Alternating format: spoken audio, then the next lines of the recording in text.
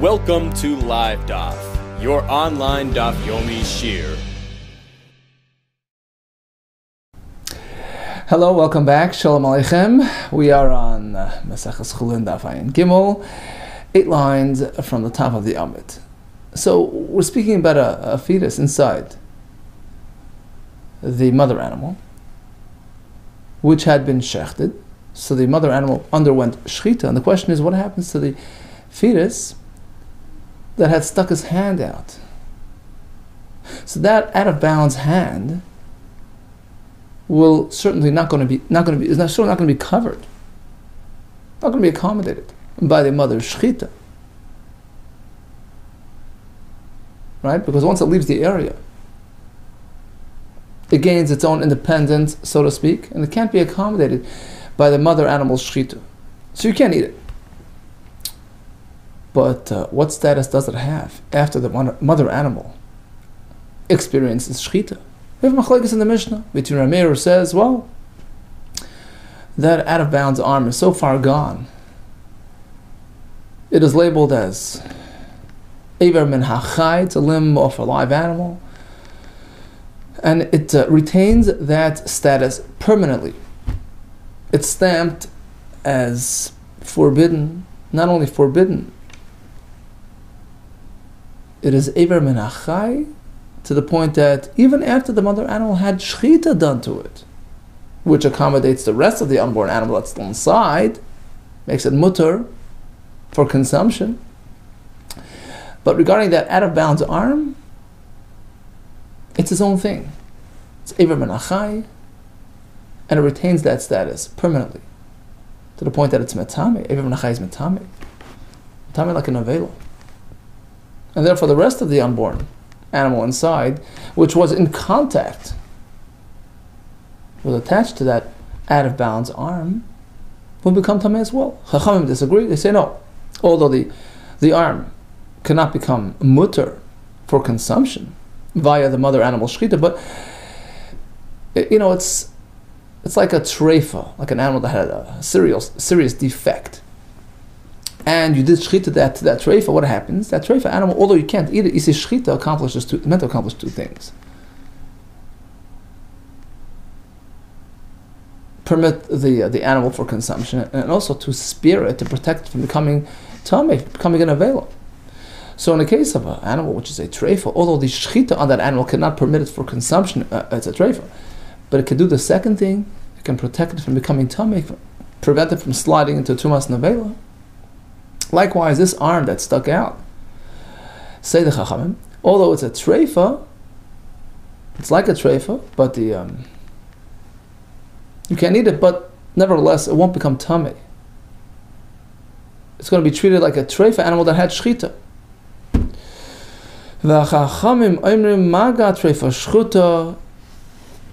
So the rest of the unborn animal is treated like something which came into contact with treifa that had shechita. Which almost sounds like even a treifa that had shechita will be tamei somewhat, not to the extent of Rameir considering it like an avela, but some shechita, some tumah there is. Ask the Gemara, really? Why at all? Treifa shchuta mimetamya? An animal that had a treifa status, that had shechita done to it, doesn't that shechita protect it from tumah at all? Why are you saying it's going to generate some tumah? Yeah, you're right, minhat Torah it doesn't. There's no tumah on a treifa that had shechita. But midrabanan, at least when it comes to karbanos, it's close enough to an avela. They give it some level of tumah, kedavod Shmuel, as Shmuel's father taught us, Amar avod Shmuel, treifa sheshachta, treifa animal that had shechita, metama will have some level of tumah b'mekdashin, with relating to karbanos, if carbon material touched it, it's close enough to like an avela, so we treat it as tamei, but only midrabanan for karbanos. Okay, but otherwise, a treifa that had shechita will not become tamei min Torah, and likewise this arm, according to Rabbanan, although it's basar the treifa left its area, it's like a treifa, but the shechita of the mother animal covers it as well, to the extent that it will protect it from becoming tamei min Torah. Versus Rameir, who says, no, that arm is out of the picture, it's like Ever Menachai, and is Metame like every Menachai, like an Avela. So we're going to go back to the Mishnah where we had this debate, this discussion between Rameh and the Chachamim regarding the status of this arm. Again, we're talking about the arm of an ubar, unborn animal, inside the mother animal, stuck his hand out, and then they shechted the mother animal while everything was inside it, but the arm cannot be accommodated by the mother shechita, because that had left the area.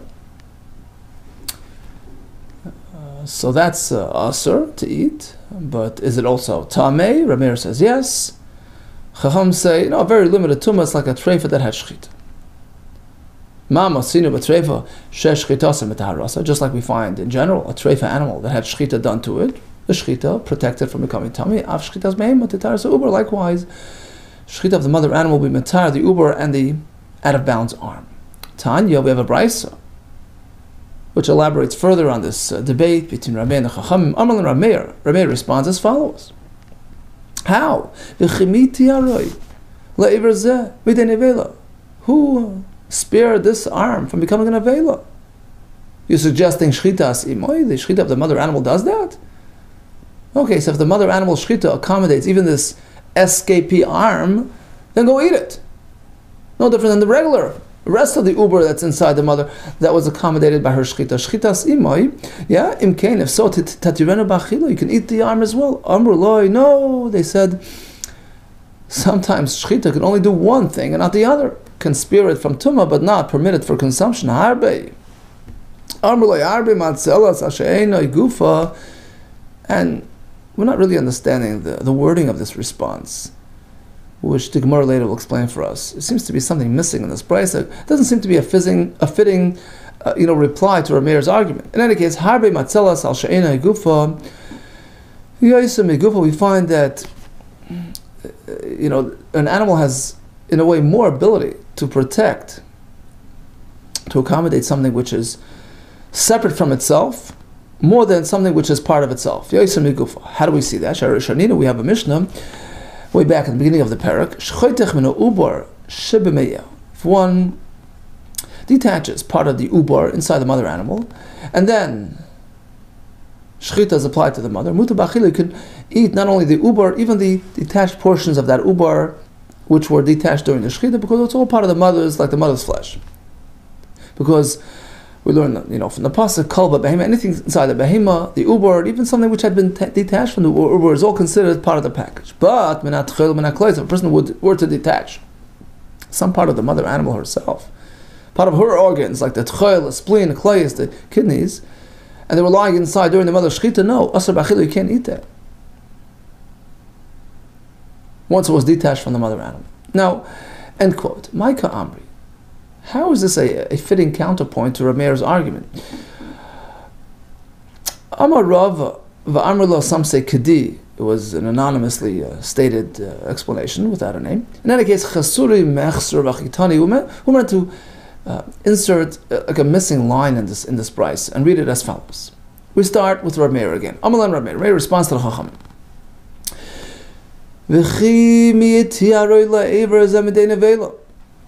How? Who? In what way are you sparing, are you protecting this eskepi arm from becoming an avela? The answer must be shchitas ima, the shchita of the mother animal, which accommodates it. Okay, if so, accommodate it completely. Go eat it. Imkein tatirenu b'achila. And here comes their reply, which was missing in the previous version, but here it is. Amrullah, they respond. We'll show you another example, a precedent to this concept, where shchita accomplishes a limited objective. It doesn't do everything. It doesn't, typically a shchita permits for consumption and spares it from becoming an avela. Here, although it can't do number one, it can do number two. We can prove our point based on an animal that turned out to be a treifa, had a deficiency, which makes it usher for consumption. And then you go and you shecht it. At least that shchita, what it does is it spares it from becoming an avela. Despite its inability to permit it for consumption. Likewise here. Although shchita of mother animal cannot permit that arm for consumption, but can protect it from tumah. Amar Lehen, Rameir responds as follows. No, you can't compare the two scenarios. Although we do find that the shchita of a treifa animal spares itself from becoming tameh. Yeah, that's because it is itself. Davar shu gufa. The shchita on the animal protects the animal itself. But to extend it over to the arm of the uber, which is in a way a separate entity from the mother animal, to tire sa'aver, you're suggesting that the shchita of the mother animal can be matar the arm as well, which is something separate from the mother. Davar she'enoi gufa. Who's to say? Amrullah. They respond, yeah, actually, if anything, we find that it's easier, in a sense, to accommodate something which is out of yourself. Amrullah, harbe matzeles al she'enoi gufa. We find at times that the shchita of the mother animal can accomplish more regarding something which is separate from itself than something which is itself. Sounds like an irony. Take a look at that halacha. We learned one detaches from the uber and leaves it inside the mother animal. During the mother animal's shchita, mutar b'achil, you can eat everything. Not only is the uber mutar, but everything that was part of the uber, even though it's detached, it's all one big package. It's all covered by the pasuk kol b'behema toichelu. Anything inside the mother animal during shchita is edible, but not if it was detached from the mother itself. That's not covered. It's supposed to be attached to the mother. It's not, so it's not covered by the shchita. End of debate. We find the same in a brisa. So the next brisa corroborates our elaboration with the missing line. So it's pretty much a repetition of their back and forth. Amar Rameh responded to Chachamim by saying, who's to say that the shchita of the mother spares the arm from becoming an avela? Amar Loi, they said shchita imoi. What do you mean, the mother's shchita? Imkain. If so, tatareh b'achila. If it works, let it work all the way. Eat the arm as well. Amar Loi, they say, no, sometimes shchita has a partial effect. Take a look at a treifa animal that had shchita. Shchita of the treifa animal spares it from becoming an avela, although you can't eat it. Amar Lahen, Rameir responds, yeah, if it's so, yeah, that the shchita of a treifa animal can spare itself, its own animal, from becoming tameh. And this is very important for the next piece in the Gemara coming up soon. Vesa Aver. Hamaduluba. Aver Madudul is a dangling limb. Suppose an animal had some sort of accident or some sort of illness where, an aver or an arm, for instance, is dangling, it's hanging by a hair.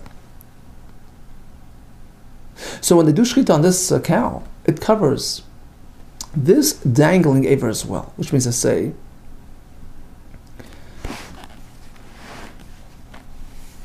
instead of saying, well, this dangling arm is like a limb of a live animal, it's Ever Menachai. No. The shchita of the mother of the animal covers it. It's considered sort of included in the shchita process, and you can eat it.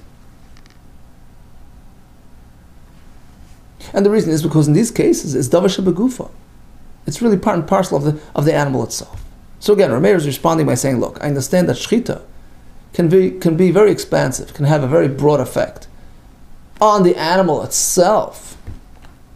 Meaning, even if it's a treifa, you can't eat it, but at least the shchita spares it from becoming tameh. Even if you have a dangling arm, shchita accommodates it and makes it permissible. Davar shegufa. Because in both, we're speaking about the animal itself. But to extend it over to the arm of the uber, to tyrus or uber, she'en gufa, suggesting that the shchita of the mother animal could accommodate and protect and spare the arm from becoming tameh, despite it being a separate entity, that's going too far. They said, no, actually, at times we find that the shchita can be more effective for something outside than something inside. We find that at times the shchita of the animal can actually be more effective for something outside than something inside. As we learned, with those detached organs. But if you detach something from the uber, leave it inside during the shechita, you can eat it after shechita of the mother. But if something has been detached from the mother itself during the shechita, you can't eat it. Okay, so in summary, you have an uber, stuck his hand out. Then shechita was done on the mother animal. That arm is asr ba'achila. But what about its tumah status? Rabbanan say that the shechita of the mother accommodates it as to that extent. Just like, so even though it's not going to accomplish both objectives that a typical shechita does, A, for consumption, permissibility, and 2, protected from tumah. But just like by a treifa animal, the shechita will accomplish B without A. Here as well, it will accomplish B without A. So it's going to be tar. Whereas according to Rav Meir, no. That only works regarding things that are related to the animal itself, but regarding the uber, stuck his hand out, he's out of bounds, out of the environment, the mother shechita cannot help him in any way. Continues the Gemara. So we made slight mention to this idea of Eivar Meduldul, right, a dangling arm, which is going to be keeping us busy for the next little while. Next blot. Amar Rav Shimon Lakish. The same exact machlekes we have by the uber, and just to clarify the terms, when we're going to say uber, it means to say the arm that was stuck out, the out of bounds arm of the uber. And when we relate to aver, it means the dangling arm of the actual animal. Okay, kamachlekes uber, in the same exact dispute we have regarding the uber, as per the previous Gemara. Again, we're talking that the uber stuck his hand out. Then the mother experienced shechita. Rav Meir says the arm is not covered, it's tamei. Rabbanan say it will benefit from the mother's shechita, become tahar. It's like a treifa that was shechted. The same exact dispute, same exact formula.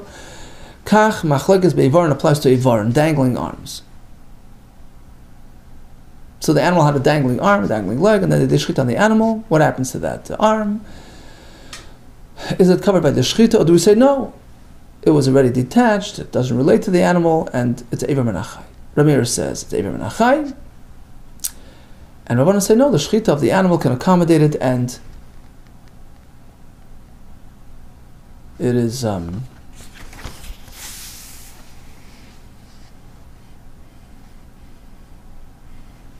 mutter to eat. So that's Rav Shimon Lakish. Rabbi Yochanan Amar, he says no. Machlekes be'ever de uber. Our machlekes between the Chachamim who say that the mother shechita accommodates the aver of the uber, the arm, and Rav Meir says it doesn't. That's only regarding the aver of the uber. Aval be'ever the behema, but the dangling arm of the behema itself, divrei hakol, all agree it cannot be covered by the shechita. Now, it sounds startling because if anything, it should be the other way around. If it's part and parcel of the animal itself, it should work better. And actually, the Gemara will switch it very soon. But according to this version, there's a chumrah, a stringency regarding the dangling arm. All agree shechita. Even when shechita was done to the animal, oisa nipul. Nipul means it fell off. It's considered like it fell off before the shechita. The arm is considered detached from the animal and did not experience the shechita, in which case it's like an Eivar Menachai, and you can't eat it. Amar Rabbi Yisrael Chanina. Why would you say that the dangling arm is worse than the out-of-bounds arm of the uber? My time to Rabbi Yochanan. I'll leave it to Rabbanan. How do you explain Rabbi Yochanan's view of the Rabbanan? That the dangling arm is inferior to the out-of-bounds arm? The answer is high. Isle takanta b'chazor. In contrast to the out-of-bounds arm, it has a remedy. If you recall, according to Rabbi Yochanan, back on Daf Samaches, if the arm comes back in before the shechita of the mother, he's back in bounds. He's covered by the shechita. So in a way, he has potential. He's not permanently, out of bounds. So he's more. He relates more to the mother's shechita. Less like takanta b'chazar, as opposed to the dangling arm of the actual animal. There's no way to fix that up. It's hanging by your hair. There's no way to come back to fix it up. So in a way you can say it's worse. Here comes a kasha, and the Gemara will switch around the formula and actually consider the arm of the actual animal itself to be more connected, more at home, and more covered by the shchita of the animal. Meisvei comes a kasha on this notion that a dangling arm of the animal is worse off than the out-of-bounds arm of the uber. Meisvei Amalei Rameir. We relate back to that debate between Rameh and the Chachamim regarding the out-of-bounds arm. Amalei Rameir loyim teharta shchitas treifa oisa v'se'eva meduldaboh. Sure, if the shchita of an animal can, which happens to be a treifa, can accommodate it somewhat regarding protecting it from tumah. And also, if you recall, he related to a dangling arm example. The shchita of an animal can also accommodate its own dangling arms, because these are davar shebegufa, these are part and parcel of the actual goof of the animal itself. But to take that a step further, to extend it to the out-of-bounds arm of the uber, that's already a stretch, right? The tire is uber, davar, which is something out of its own self, she'ena gufa. Okay, end of quote. Let's turn to base. Clearly, Rameir is assuming that, at least according to the Rabbanon,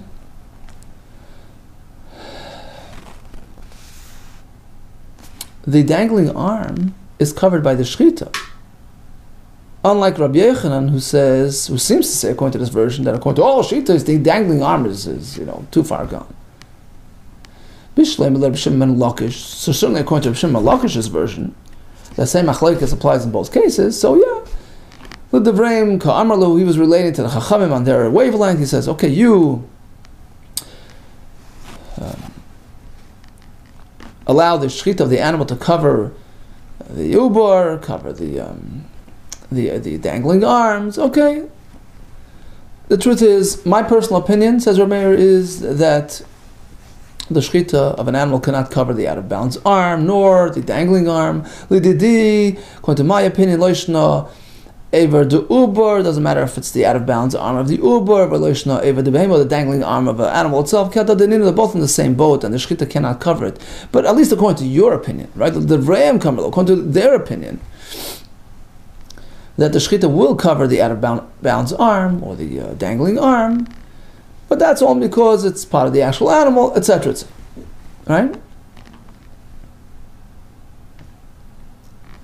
Dangling arm is the animal itself, but the out-of-bounds arm of the uber, that's something separate. That was his point. According to Rabbi Yechon, who says that according to all opinions, even according to Rameir, even according to Rabbanan, a dangling arm of an animal, he's tamei. Shchita can't benefit it. So why is Rameir sort of relating to the possibility that aver of a behema, a dangling arm, is covered by the shchita? Kasha, we leave it as a kasha. Sorry, kasha. That's inconsistent with Rabbi Yochanan. Oh, so we have to revise Rabbi Yochanan's statement that it lines up with this brisa. Ela yitmach, we learned it was as follows, just the opposite. An arm dangling off an animal is certainly more connected to the animal than an out-of-bounds arm of an uber inside the animal, right? According to Rish Lakish, the uber, the aver, it's all one and the same machlokes applies to both. Rabbi Yechon Amar says, no, machlokes, but aver the uber. Our discussion in the Mishnah, whether the shchita accommodates, that's only by the aver of the uber, which is a separate. Aval aver the behema, if you shecht an animal that has a dangling arm, all agree, all agree. Ein shechita oisa nipol. Nipol means it's like completely disconnected, completely fell off and disengaged. No, it's not considered completely disengaged regarding shchita. The shchita is considered to have impacted even the arm itself, the dangling arm itself, and is covered and accommodated by the shchita experience, and it's mutter to eat. Okay, Amar Beis Rechanina. Let me explain to you why. Why is this any better than the out-of-bounds arm of the uber? I'll tell you why. My time, why? Is it that Rabbi Yechon holds that according to Rameir, the dangling arm is better than the out-of-bounds arm of the uber? Very simple. Hi gufa. The dangling arm is part of the animal itself. Of course, it experienced shchita with the rest of the animal. I love gufa, but in contrast to the out-of-bounds arm of the uber, it's a totally separate entity, and once it's out, it's out.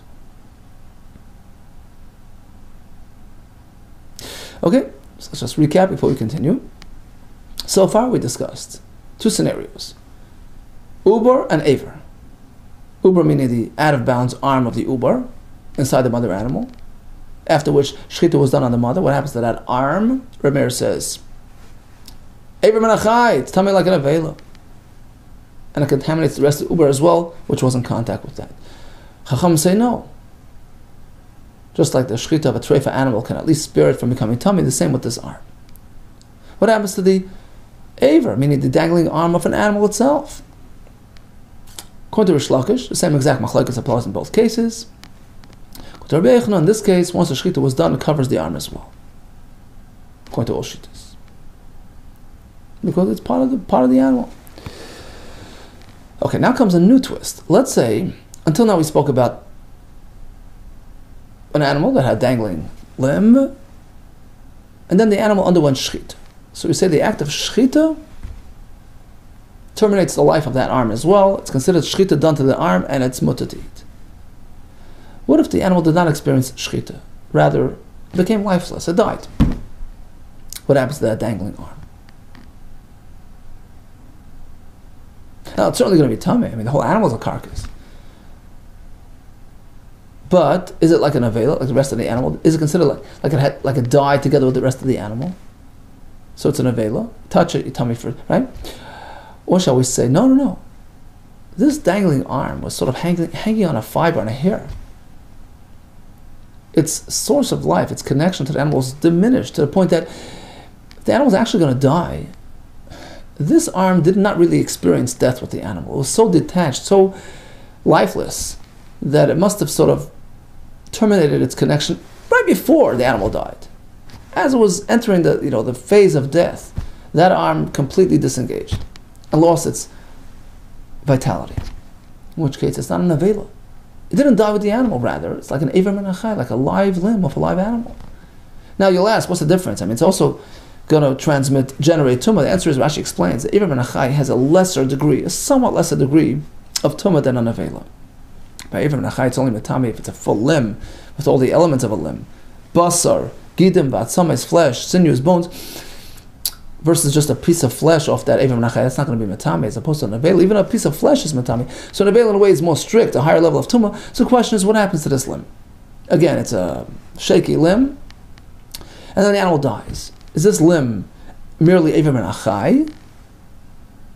And that will be called misa oisa nipul. Nipul means it fell off, completely disengaged before the animal died. Or shall we say, no, it experienced misa with the animal. It's considered like an avela and has a higher form of tumah. Amar Rabbi Yitzchak bar Yosef, Amar Rabbi Yechanan. So once again, quotes Rabbi Yechanan with this declaration, this distinction between shechita and misa. Hakol moedim, all agree, shamisa oisa nipol. Yep. The animal died with this dangling arm. The arm is considered to have disengaged from the animal prior to death. It did not experience misa. It was so separate, it was so unconnected that you can't say it experienced death with the animal. In which case, it's aver menachai, not an avela. As opposed to shechita, as we said before, in this type of scenario, that shechita was performed, since there was somewhat of a connection to the animal during shechita, the limb was somewhat living off the animal, somewhat connected, the act of shechita did accommodate it. It's considered to have experienced the shechita, experience with the rest of the animal, and it's mutar to eat.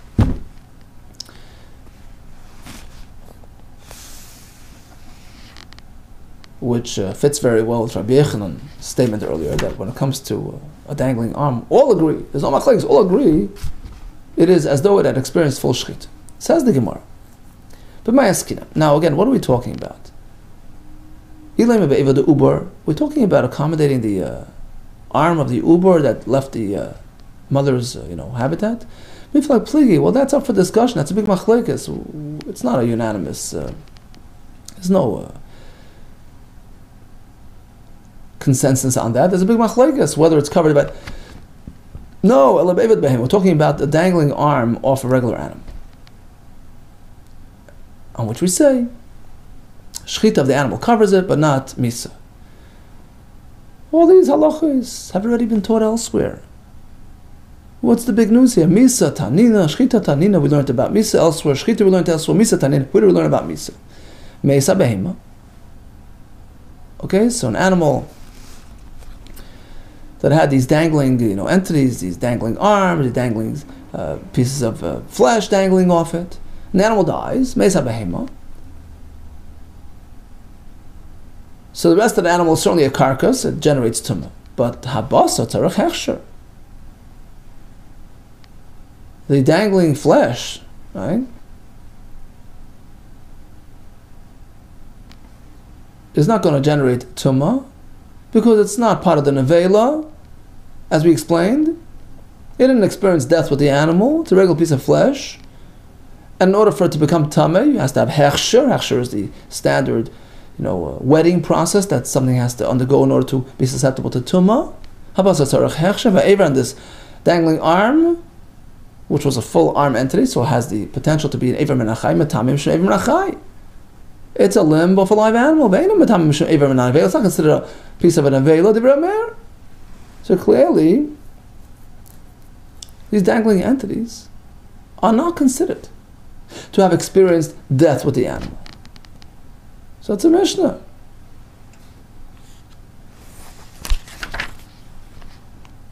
Regarding the other side of the equation, that shchita will accommodate these dangling entities, shchita namitanina too, is discussed in the same exact Mishnah there. Nishchata behema. So again, the animal that had these dangling limbs, and the animal went through shchita. So again, these dangling entities are not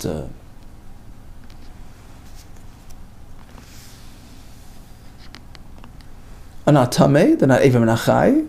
They're regular pieces of food, regular pieces of flesh, and in order for them to be susceptible to tumah, they need hechsher. And how did they get hechsher?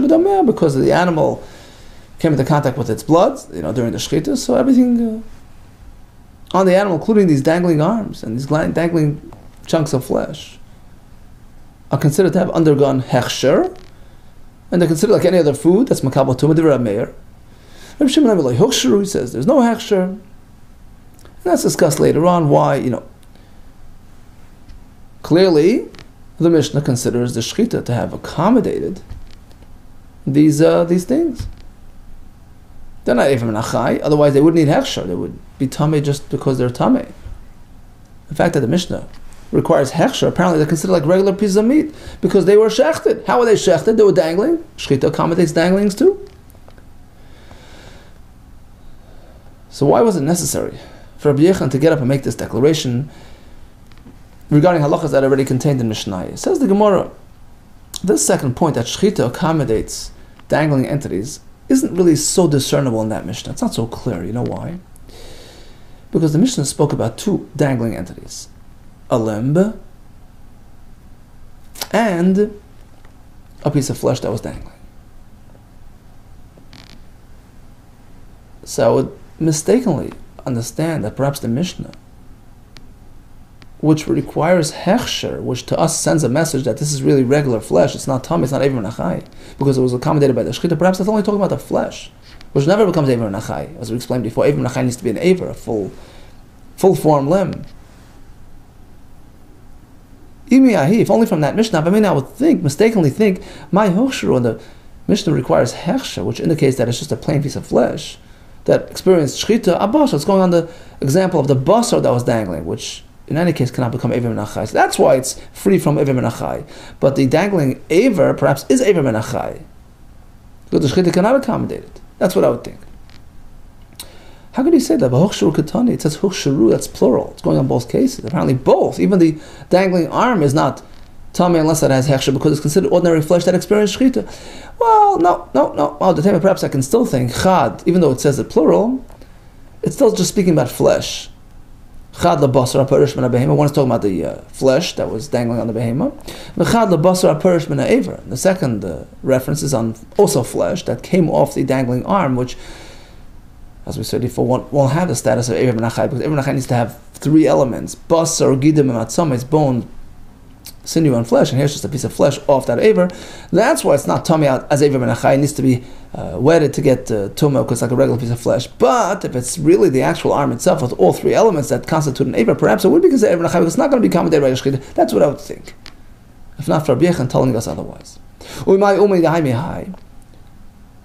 And again, according to our mistaken understanding of the Mishnah, how would we understand? Why would the Mishnah bother telling us two examples?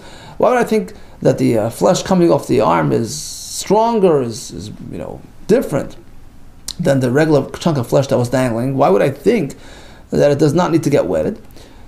Perhaps I would think,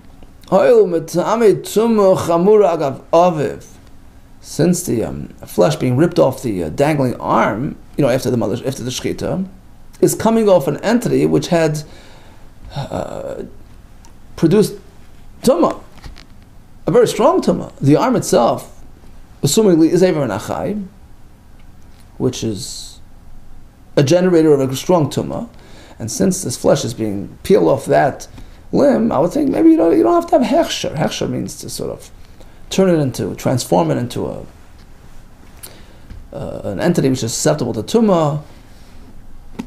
Consider it a finished and processed piece of meat regarding tumah. Perhaps since it's coming from an entity which already had the tumah, agav on account of its father, on account of the greater entity, the arm which already had tumah, perhaps this flesh doesn't need its own tumah activator. That's what I would think. Perhaps I would say loy liboy hechsher doesn't need its own hechsher to activate its own tumah susceptibility, kamash malon, and that's what the Mishnah would come and tell us. No, even though it's originating from the arm, which has its own tumah, it doesn't accommodate this flesh. This flesh needs a new process to make it susceptible to tumah. That's what I would think. This is all theoretical, right?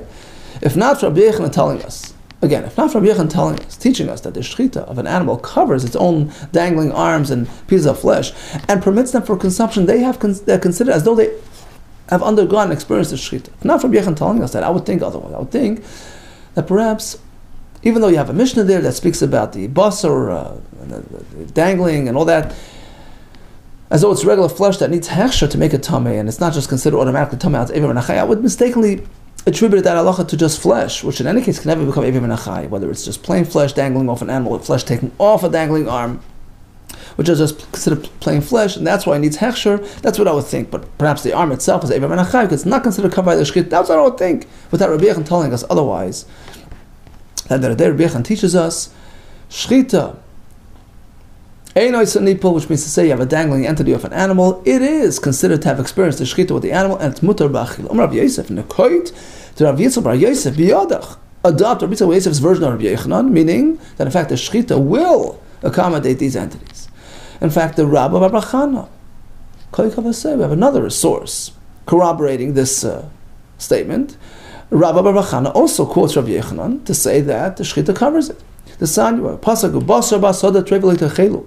Don't eat the basar basar. What is that? Lahavi ha'ever va'basar ha'medudalim. It covers these dangling entities, dangling off the behema, v'chay v'oif, v'shachta. After they underwent shchita, shein asur, and these entities remain asur. Hold it. V'amar Rava, bar Chana Rabbi Yechon. He quotes Rabbi Yechon. We turn to the next page. Ein behen. Don't think that it's asur menater. No, the shchita covers it. It's only the Rabbanan because it looks like an aver menachai. So for appearance reasons, we step back. Ein behen el mitzvahs proish. There's only a mitzvah of keeping away. Midrabban b'lvad, only that. And the pasuk is just sort of like a hint, but really, shchita covers these items as well, as opposed to misa. Right. So again, if you have a dangling entity of an animal, if the shchita is done to the animal, it covers these items. If the animal dies, becomes an avela. No, these entities are considered to have separated a moment before death. It didn't experience death with the animal. It's not going to be tummy as an avela. Yosef Rav Yosef Kamei, the Rav Huna. Rav Yosef was sitting in front of Rav Huna. Yosef Ka'amar. And he was sitting there and saying, he was quoting Amar V'yudah Marav. Achloi lazeh, if one should eat a dangling arm, like he gets malchus, because he ate something which is asr. So this other chacham was there. He says to Rav Huna, don't listen to him. Like don't pay attention to him. I have a different quote from Rav himself. who says not a problem. Achel Zef, he eats this dangling arm. Ain't it like there's no malchus? Amali Rav Huna. So Rav Huna responds to Rav Yosef, I'm stuck here. I'm the man in the middle. You're saying you get malchus. I have another quote. There's no malchus. What should I do? Anan, us. Aman nismech. Who are we going to rely on? Which version of Rav? There seems to be a discrepancy between your version and the other version. Hadrinu Rav Yosef turned around his face. La'apei, he was unhappy about this conversation. Amar Le, he says, you're misunderstanding my point, my kusha. What's the problem? Ki amri ana, I was talking about a different case. B'misa, the oisa nipol. I was talking about death. There's a dangling arm and then the animal dies. The arm did not experience death with the animal. It was too weakly connected to have experienced death. It disengaged right before the moment of the actual death. In which case it's Eiver ben Achai. If you eat it, you get malchus. Ki amar iyu, when he spoke about no malchus, that's b'shchita, different situation. You did shchita to the animal. Of course, the eina oisa nipol. It's not considered disengaged regarding shchita. Experience the shchita with the animal, so it's mutter. Says Rabbi, let me search for a source to this distinction. How do we know the difference between misa and shchita? I mean, is it connected or not? Regarding misa, it's not connected. Regarding shchita, it is. It must be based on a pasuk. How do Rabbanan know that, in fact, misa oisa nipol and shchita is eina oisa nipol, a dangling arm? Regarding misa, we say, yeah, it's disengaged before the misa. Regarding shchita, we say it experienced the shchita as well. How do we know this? We have a pasuk by shrutzim, by creatures actually. There's an extra pasuk there that says, "V'chol asher yipoil olav mehem," something which falls away, yipoil, it disengages, b'moisam, during death. Yitmatz matami. And we learn, L'mutamai. Why does the pasuk mention death? Ilaim l'muta b'chayeyim, as opposed to when the creature is alive, to tell you that there's no tumah. Of course, minavlasam nafka. The pasuk clearly says it's an avela. Obviously, it's related to death. So why mention b'moisam? Elashma. The pasuk is teaching us a different point. Misa oisanipol. There's something disengaged, something dangling. B'moisam yipol. It's considered like it fell off before death. It did not experience death with the animal. As opposed to shchita, regarding shchita, it's not considered to have disengaged completely before the shchita does accommodate it. As we're saying. Hold it, this pasuk is talking about creatures which have no shchita anyways, so how does it relate to the whole concept of shchita? Amalei says you're right, but it's an extra pasuk, and we know we have extra pasuk unneeded here, we applied it elsewhere. It's not needed for shruatzim, because in any case there's no shchita happening there, regardless. The labnei shchita ninu. So we apply it to where we need it, to an animal which has shchita. Apply it to behema to teach us our point. There's a dangling entity on the behema, and shchita was onto the behema. The shchita covers even these entities as well, and you can eat them. One more question. You're assuming it's an extra pasuk unneeded? You need this pasuk of a moisim to teach you at what stage, at what condition will these sherets impart to be moist, wet, like the time of death. It can't be dried up and just dehydrated. And that's what B'moisim is teaching us. It has to present like it's time of death. It has to appear like it just died, lachin, metam, and only when the creature is lach, is moist, then it gives off tumah b'yivesh. Once it dries up, ain't metam, and it's not going to give tumah. So it's needed for that halach, it's not extra. Take a look at the psukim, it says B'moisim twice. One to teach us the format, and one to teach us that regarding a behema, which has a dangling entity, if it dies, it is considered as though it did detach before the misa. It did not experience misa with the animal. It's merely evim menachai. It's not nevela. Whereas by shechita, on that very same animal, it accommodates even these dangling entities, and you can eat them. Okay, now just one more point on the sugya. Let's just go back to that ubar. Right, we just discussed the dangling entity at great length. What about the uber, right? The out-of-bounds arm of the uber inside the mother animal. So we had a big machlekes. Is that arm going to be covered by the mother's shchita or not? Rameir says no. Chacham say yeah. Now, in what state is that uber? Is he alive or not? Amar Rav Chizda machlekes. Our whole discussion is be'ever the arm, the uber chayiv, the live unborn. And the point is that the uber, since it's alive, it relates to the concept of shchita. Rashi says, "Yesh b'minoi shchita." There's shchita in its type. It's a live animal. It relates to shchita, and therefore, Chachamim hold that the shchita of the mother animal, which covers the live uber, also covers somewhat the arm that's stuck out, which is an extension of the uber, so to speak. Ava be'iver the uber mace, but suppose the uber died. He's a lifeless fetus. All agree that the shchita of the mother will not accommodate the out-of-bounds arm of that uber. The pasuk says anything inside the mother animal is covered. It's not inside. This was outside. All agree. Shchita oisa nipol. It's considered disengaged and disconnected from the shchita of the mother. From Rabbi Amar says no, it doesn't matter. After all, it's an extension of the uber. Whatever happens to the uber happens to the out-of-bounds arm. And since according to the shchita of the mother covers the uber, according to Rabban, extends to the arm as well, and it's tar. The same machlekes we have regarding the out-of-bounds arm in a live uber, likewise in a lifeless uber, which according to Chachamim will be covered by the shchita and spared from tumah. Okay, let's recap today's daf. Will the aver remain tahar? Now, what aver are we talking about? We have two versions.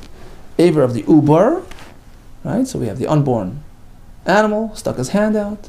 Will that arm stay tahar after the mother shchita? And we also have an aver of a behema, a regular animal which has some sort of dangling arm. Will that arm be considered aver menachai? Or do we say no? It's mutter. Do we say it's nevela? Okay, so that's the shaila today. So if shchita was done regarding the uber, we have a machlekes. Rameir says the shchita of the mother animal will not cover the arm of the uber. He doesn't relate to the mother animal. He was out of bounds. Chacham say it does get covered by the mother shchita to the extent that its tar is not considered a metame. And according to Chizda, that's only when the uber is still alive. But if the uber was mace, and the uber himself does not really get permitted by the mother shchita, certainly the arm that's sticking out will not be covered by the shchita, or will be considered like Ever Menachai, which is metame. Let's shift over to the dangling arm of a behema. So if shchita was done to the behema, according to Rish Lakish, this very same machlekes applies here. According to Rameir, shchita will not cover the arm, and it's considered Ever Menachai. According to Chachamim, no. It was attached enough to the point that the shchita of the animal will cover it and become mutter b'achila. According to Rabbi Yechon, all agree that it's considered to have experienced the shchita and it's mutter b'achila. And the Gemara to tell us this is all regarding shchita. But if there was misa, so let's say the animal had dangling arm and it died, all agree that arm is okay. It did not experience misa. Did not become an avela. It is merely considered Ever Menachai. Okay, we'll continue B'ezras Hashem tomorrow. All the best to you and Atzlach.